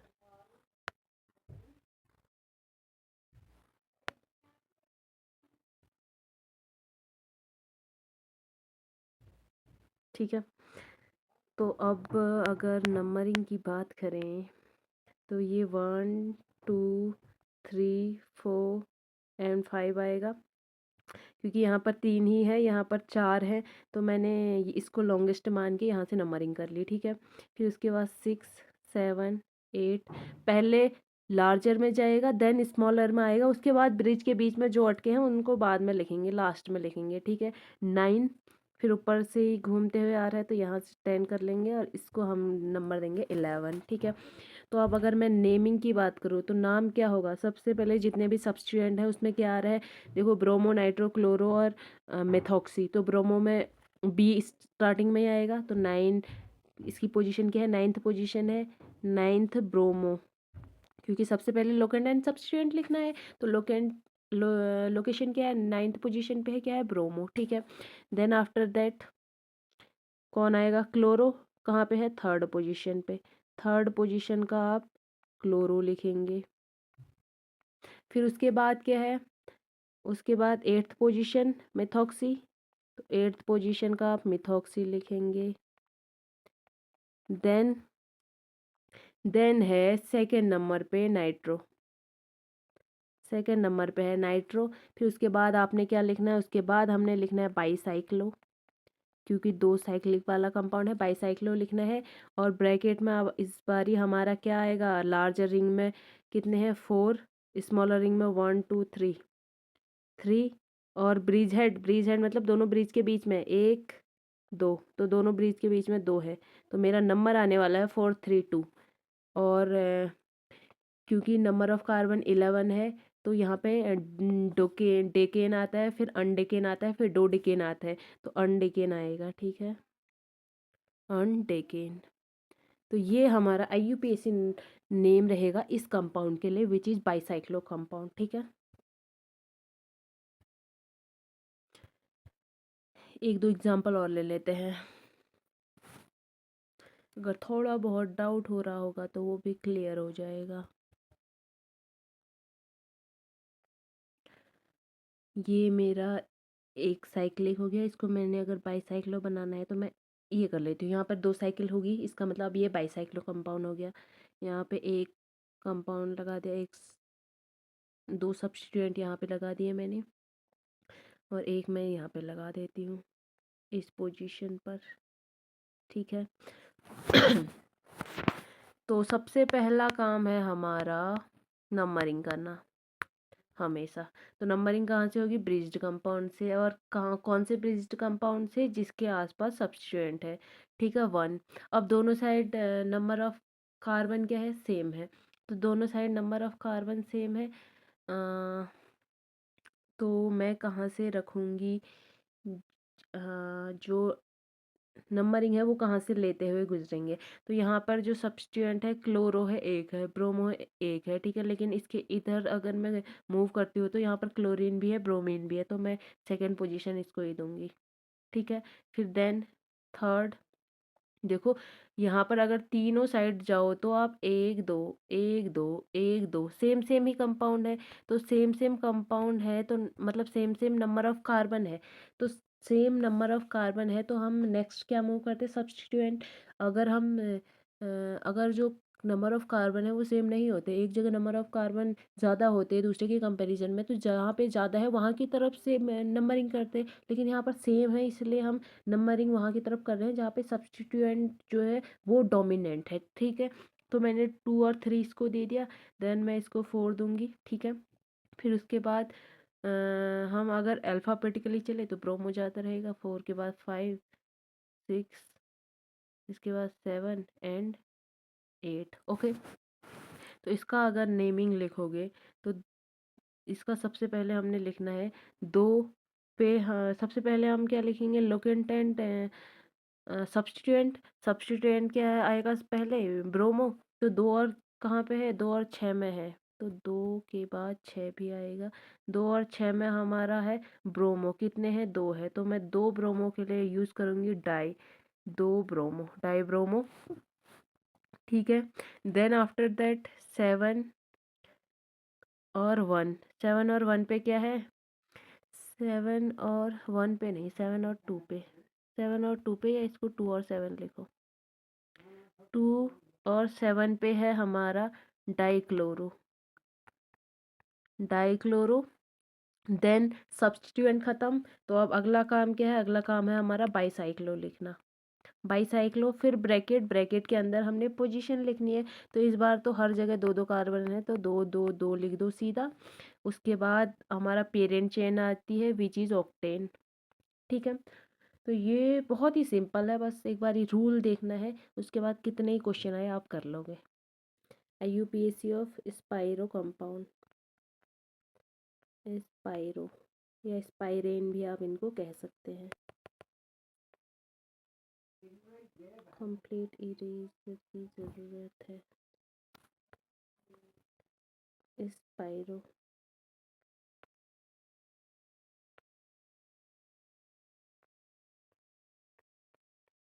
ठीक है, तो स्पाइरो की बात करें तो स्पाइरो, पहले तो ये देख लेते हैं कि स्पाइरो कंपाउंड्स कौन से होते हैं। तो बाईसाइक्लो और स्पाइरो कंपाउंड्स में थोड़ा सा डिफरेंस होता है। अगर मैं इस तरीके से कंपाउंड बनाती हूँ, और मैं अगर इस तरीके से कंपाउंड बनाती हूँ तो ये हमारा बाईसाइक्लो कंपाउंड होगा और ये हमारा स्पाइरो कंपाउंड होगा। ठीक है, तो स्पाइरो और बाईसाइक्लो में इतना सा डिफरेंस है कि जो स्पाइरो कंपाउंड होते हैं उनमें जो दो रिंग होती है वो एक ही कार्बन, दो रिंग में एक कार्बन कॉमन होता है। ठीक है, तो जब दो रिंग्स में एक एक कार्बन कॉमन होगा, सिर्फ जब दो रिंग में सिर्फ एक कार्बन कॉमन होगा, तो ऐसे जो कंपाउंड होते हैं उनको स्पाइरो कंपाउंड्स कहते हैं। ठीक है, तो आप जब इसकी नेमिंग करेंगे तो आपने नंबरिंग कहाँ से स्टार्ट करनी है, तो नंबरिंग का ध्यान रखना, जो फर्स्ट जो स्मॉलर रिंग है, स्मॉल रिंग है, स्मॉल रिंग का सेकंड कार्बन, ध्यान रखना स्मॉल रिंग का सेकंड कार्बन से आपने नंबरिंग करनी है। तो सेकंड कार्बन कौन सा होगा, फर्स्ट कार्बन कौन सा होता है, फर्स्ट कार्बन हम किसको कंसिडर करते हैं, ब्रिज वाले कार्बन को। तो फर्स्ट कार्बन को छोड़ना है, उसके बाद जो कार्बन होगा वहाँ से हमने नंबरिंग स्टार्ट करनी है। तो इस जो मैंने कंपाउंड दिया है ये एक स्पाइरो कंपाउंड है। इसमें अगर मैं नेमिंग की बात करूँ तो ये तो फर्स्ट कार्बन है, तो फर्स्ट कार्बन को छोड़ना है नंबरिंग के लिए, तो दूसरे इससे अगले कार्बन पे मूव करेंगे तो मैं इसको फर्स्ट नंबर दूंगी। ठीक है, जो ब्रिज कार्बन है उसको छोड़ देना, उसके बाद ब्रिज कार्बन के बाद वाले जो स्मॉलर रिंग के ब्रिज कार्बन वाले बाद के जो कार्बन है उसको आपने फर्स्ट नंबर देना है। ठीक है, तो first number, second number, then ये आएगा थर्ड नंबर, फिर fourth fifth and six number, fourth fifth and six number यहाँ पे आएंगे। फिर उसके बाद आपने अब इसका इसके में जो नेमिंग है उसका बता देती हूँ। हमने फॉर्मूला क्या यूज़ करना है, लोकेंट, लोकेशन लिखनी है, फिर सब्स्टिट्यूएंट लिखने हैं, देन जहाँ पे हम बाईसाइक्लो लिखते थे वहाँ पे हमने लिखना है स्पाइरो। ठीक है, फिर उसके बाद एक्स एंड वाई यहाँ पे यूज़ होंगे क्योंकि यहाँ पर ब्रिज के अंदर किसी भी कार्बन के होने की पॉसिबिलिटी है नहीं, तो यहाँ पर दो ही रिंग प्रेजेंट होगी, एक छोटी एक बड़ी। ठीक है, तो जो छोटी रिंग होगी उसके नंबर ऑफ कार्बन आप पहले लिखेंगे और बड़ी रिंग के बाद में लिखेंगे, जबकि बाईसाइक्लो में बड़ी रिंग के पहले लिखते थे, फिर छोटी रिंग के, फिर बीच के करते थे। लेकिन यहाँ पर क्या करेंगे, पहले छोटी के लिखेंगे फिर बाद में बड़ी के। ठीक है, तो बाईसाइक्लो में बी आता है तो बी बड़ा, बिग से याद रखना है कि पहले बिग फिर छोटा छोटा। ठीक है, स्पाइरो में उसका अपोजिट। तो स्पाइरो में क्या आप करना है, आपने एक्स में जो होगा यहाँ पर number of carbon of small ring होगा, और जो वाई होगा वो number of carbon of large ring होगा। तो यहाँ पे अगर इसके ऊपर वाले की नेमिंग करें तो नेमिंग क्या होगी, सबसे पहले सब्स्टिट्यूएंट की लोकेशन, यहाँ पर कोई भी सब्स्टिट्यूएंट प्रेजेंट नहीं है तो सीधा हम क्या लिखेंगे, लोकेशन भी नहीं आएगी, सब्स्टिट्यूएंट का नाम भी नहीं आएगा, सीधा अब आ जाएगा हमारा स्पाइरो, स्पाइरो एंड ब्रैकेट में क्या क्या आएंगे, स्मॉलर रिंग में कितने कार्बन है, स्मॉलर रिंग में दो कार्बन है और लार्जर रिंग में तीन कार्बन है, तो जो नंबर आने वाला है टू एंड थ्री। और फिर पेरेंट चेन आएगी, इसके बाद पेरेंट चेन लिखना भूल गई, इसके बाद पेरेंट चेन आएगी विच इज़ जो यहाँ पर क्या है सिक्स नंबर ऑफ कार्बन है तो क्या होगी हेक्सेन। ठीक है, बहुत ही सिंपल है। उसके बाद एक सब्स्टिट्यूएंट वाला ले लें, सब्स्टिट्यूएंट वाला ले लेते हैं इधर, 5 मेंबर रिंग रख लेते हैं। ठीक है, तो यहाँ पर मैंने दो सब्स्टिट्यूएंट यहाँ रख लिए, दो यहाँ रख लेती हूँ, एक यहाँ रख लेते हैं, ये लो। ठीक है, अब इसकी नेमिंग की बात करते हैं तो सबसे पहले नंबरिंग, नंबरिंग कहाँ से होगी, ब्रिज के अगले से। अगले ब्रिज का अगला देखो यहाँ पर एक सब्स्टिट्यूएंट है, ऊपर दो लगे हुए हैं तो ऊपर से करना पसंद करूँगी, 1 and 2। ठीक है, 1 and 2, 3, 4, 5, 6 and 7। तो सबसे पहले लोकेशन। ठीक है, लोकेशन के बाद हमने देखना है सब्स्टिट्यूएंट, तो कौन सा सब्स्टिट्यूएंट आएगा, देखो कहीं पे इथाइल प्रेजेंट है, मिथाइल तो है, इथाइल भी है, तो फोर्थ पे है इथाइल, फिर उसके बाद मिथाइल ही है सारे। ठीक है, तो मिथाइल की पोजीशन लिख लेंगे, मिथाइल की पोजीशन है हमारी 1 पे दो मिथाइल है, देन 2 पे एक मिथाइल है, 4 पे एक मिथाइल है, 7 पे दो मिथाइल है, तो टोटल जो मिथाइल का नंबर है वो 6 है। तो मैं यहाँ क्या लिखूँगी, हेक्सा मिथाइल, हेक्सामिथाइल का मतलब 6 मिथाइल एज ए ब्रांच लगे हुए हैं जिनकी पोजीशन हमने दे दी है, ठीक है। उसके बाद लोकेंड एंड सब्स्टिट्यूएंट हो गए हैं, तो यहाँ पे हम यूज़ करेंगे स्पाइरो वर्ड, स्पाइरो, ठीक है।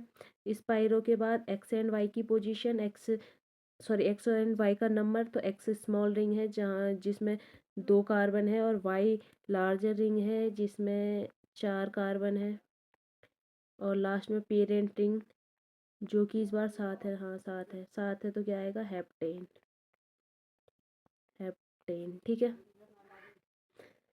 तो बहुत ही सिंपल है, वहाँ पे बाईसाइक्लो यूज़ करते थे, यहाँ स्पाइरो यूज़ करना है। वहाँ पे छोटा वहाँ पे पहले बड़ा नंबर फिर छोटा नंबर आता था, यहाँ पहले छोटा नंबर फिर बड़ा नंबर आएगा, ठीक है। रिलेट करके याद किया करो। एक और कंपाउंड ले ले,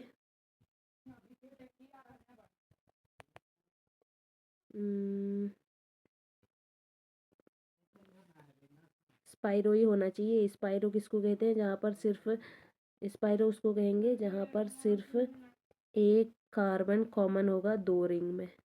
तो मैं अब की बार ले लेती हूँ हमारा एल्कीन वाला कंपाउंड। इसमें मैंने कुछ क्या ले लिए हैं, ब्रांच ले ली है।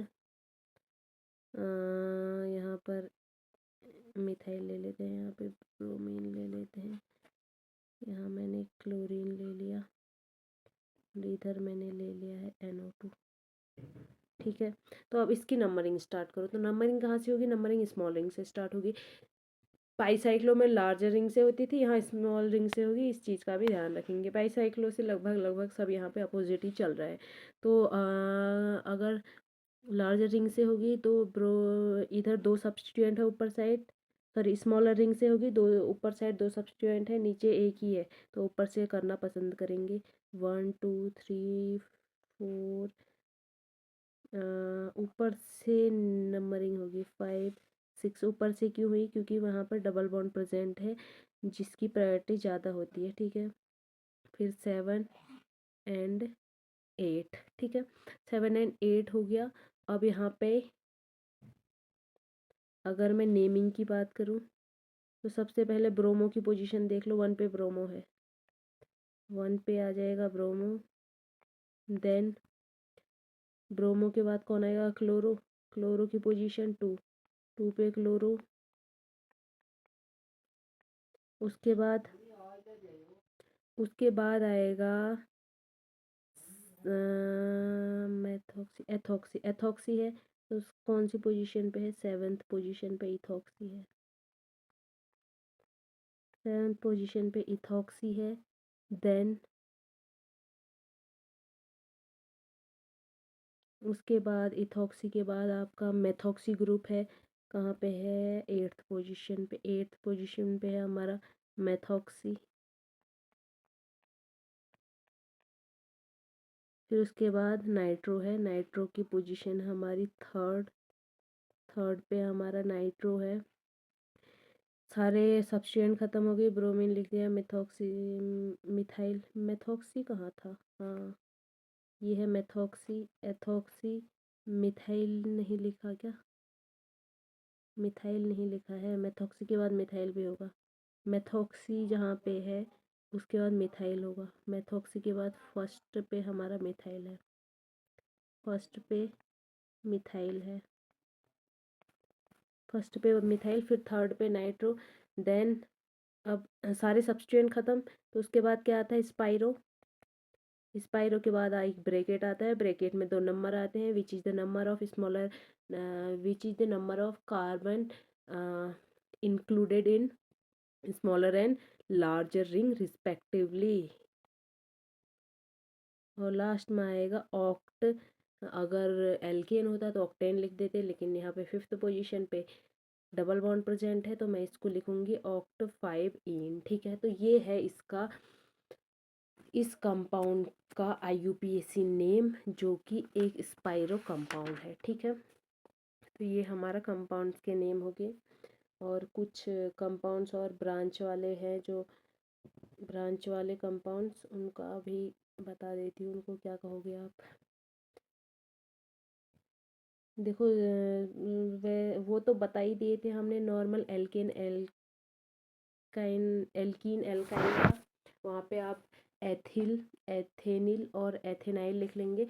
अगर वही साइक्लो के फॉर्म में प्रेजेंट होंगे तो आप उसको साइक्लो के प्रेजेंट में, जैसे ये है, ठीक है, ये आपका ये एज ए ब्रांच प्रेजेंट है, ये चीज़ एज ए ब्रांच प्रेजेंट है, तो मैं इसको क्या कहूँगी, ये प्रोपीन है, नॉर्मली प्रोपीन है। और ये अगर एज ए ब्रांच प्रेजेंट होगा तो इसको प्रोपेनिल कहेंगे। कौन सा प्रोपेनिल, ये साइक्लोप्रोपेनिल है, ठीक है। तो मैं इसको जब ये ब्रांच में लगा होगा तो ब्रांच में मैं इसका नाम लिखूंगी साइक्लोप्रोपेनिल, ठीक है। तो जब आपके पास सेम चीज़ें आती है लेकिन साइक्लो के फॉर्म में आएंगे तो आप उसको साइक्लो वर्ड वहाँ पे यूज़ करेंगे, ठीक है। अगर यही चीज़ ऐसे आती, अगर यही चीज़ ऐसे आती ऐसे किसी ब्रांच में, तो मैं इसको क्या कहती, इसको मैं नॉर्मल क्या कहती, प्रोपेनिल। लेकिन ये यहाँ पे रिंग के फॉर्म में आ गई तो मैंने इसको साइक्लोप्रोपेनिल कह दिया, ठीक है। तो यहाँ पे इन चीज़ों का ध्यान रखेंगे। एक बात कर लेते, ब्यूटेन अगर है, साइक्लोब्यूटेन है, ठीक है। नॉर्मल ब्यूटेन होगा तो एल्केन होगा तो ब्यूटिल, एल्कीन होगा तो ब्यूटेनिल, एल्काइन होगा तो ब्यूटेनाइल। एल्काइन मीन टू से अगर वहाँ ट्रिपल बॉन्ड होगा और उसको मैंने एज ए ब्रांच लेना है तो उसको मैं लिखूँगी ब्यूटेनाइल, ठीक है। लेकिन अगर यही साइक्लिक फॉर्म में है तो यहाँ पर हम साइक्लो ब्यूटिल, साइक्लो ब्यूटेनिल एंड साइक्लोब्यूटाइनिल, साइक्लोब्यूटाइनिल, इस तरीके से लेंगे, ठीक है। तो साइक्लोब्यूटिल किस तरीके से होगा, साइक्लोब्यूटिल 4 कार्बन यूज होने चाहिए, तो साइक्लोब्यूटिल ये है साइक्लोब्यूटिल। साइक्लोब्यूटिल में कोई भी डबल बॉन्ड नहीं होगा, ये अगर एज ए ब्रांच होगा। और साइक्लोब्यूटेनिल ये अगर एज ए ब्रांच होगा। साइक्लोब्यूटाइनिल, साइक्लोब्यूटाइनिल पॉसिबल वैसे नहीं होगा क्योंकि बहुत ज़्यादा अनस्टेबल होगा, लेकिन अगर होता है तो उसका कंपाउंड इस तरीके से होगा, ठीक है। तो ये है, ये अगर एज ए ब्रांच यूज़ होंगे तो उनका नाम आप क्या लिखेंगे, जो नॉर्मली वहाँ पे लिख दिए थे वही लिखने हैं, आगे बस साइक्लो वर्ड यूज़ करना है, ठीक है। अब कुछ ऐसे ग्रुप है जैसे OCH3 हो गया तो इसको आप मेथॉक्सी कहेंगे। OC2H5 हो गया, तो यहाँ पे जो ऑक्सीजन की पोजीशन है इसकी वजह से ऑक्सी वर्ड यूज होता है। बाकी पीछे हमारे वही है, मेथ ऑक्सी, एथ ऑक्सी, प्रोप ऑक्सी, ब्यूटॉक्सी, पेंटॉक्सी, इस तरीके से होगा, ठीक है। बाकी जो भी चीज़ें जो फंक्शनल ग्रुप है वो अगर एज ए ब्रांच यूज होंगे तो वो उनको क्या कहेंगे वो मैंने स्टार्टिंग में ही बता दिया, ठीक है। तो IUPAC में वैसे बहुत सारे कंपाउंड है प्रैक्टिस के लिए, प्रैक्टिस के पर्पज़ से, ठीक है। लेकिन जो भी उनमें रूल लगते हैं वो हम कवर कर चुके हैं और शायद इतने जो हैं आपके लिए इनफ होंगे पढ़ाई के लिए। बाकी प्रैक्टिस के लिए आप जहाँ से भी आपको क्वेश्चन मिलते हैं प्रैक्टिस कर लीजिए, ठीक है। तो आज के लेक्चर में इतना ही रखते हैं, फिर आगे जो है स्टीरियो की तरफ बढ़ेंगे। स्टीरियो से पहले हाँ आइसोमर में पोजिशनल भी आएगा, स्ट्रक्चरल भी आएगा और स्टीरियो भी आएगा। तो इसके बाद आइसोमेरिज्म की तरफ पढ़ेंगे। नॉमेनक्लेचर हमारा एक ही लेक्चर में कंप्लीट हो चुका है, ठीक है, क्योंकि नॉमेनक्लेचर इतना कोई बहुत बड़ा टॉपिक है नहीं, बहुत पहले से इसको हम पढ़ के आते हैं और ये चीज़ें जो भी बताई है पहले से कॉमन है, वो आपने कहीं ना कहीं पढ़ी होंगी, ठीक है। तो इसको आप जल्दी सीख लेंगे, जल्दी कवर कर लेंगे, बाकी चीज़ें प्रैक्टिस पर डिपेंड करती है। अब इसके बाद हम आगे की तरफ बढ़ेंगे जहाँ पर हमने आइसोमेरिज्म पढ़ना है और वहाँ पे स्ट्रक्चरल आइसोमेरिज्म है, उसमें वो थोड़ा सा रहेगा, स्टीरियो अच्छे से पढ़ेंगे, देन अगले चैप्टर की तरफ मूव करेंगे, ठीक है।